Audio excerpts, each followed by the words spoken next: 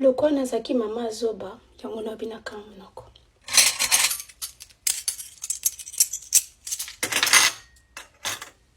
Lexa pusala na yo nyata ote.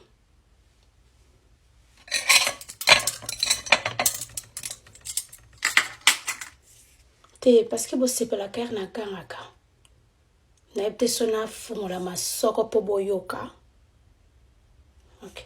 O seka. Ya ochanga di boko na kingwa na auto seka parce que na muninga nao.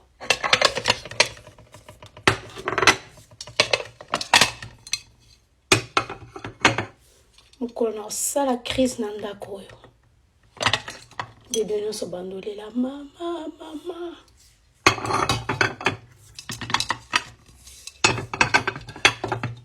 Na otaluka na miso.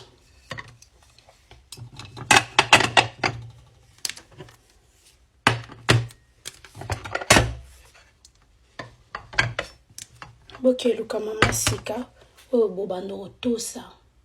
Lukanga na ekiko na ndako oyo boke luka mama olambela bino osela bino boy. Et puis boyo ayebisanga sobo moni.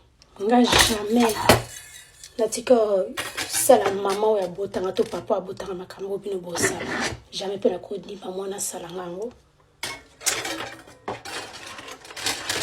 No tala bino ka bona miso. Ok, luka mama obino botosa. Lokola nga lokwa bobimaki na nzete. Te ko idinga te na sala nga moko.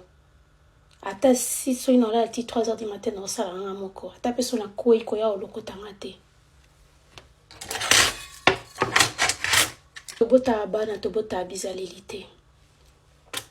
Mimi mwana na libomo ebite so mwana ngo bimande nini. Chile. Mawe ya wanja mawe. Yes, we are champion. Mais revenez sur Kosimbe, l'oroté. C'est bon.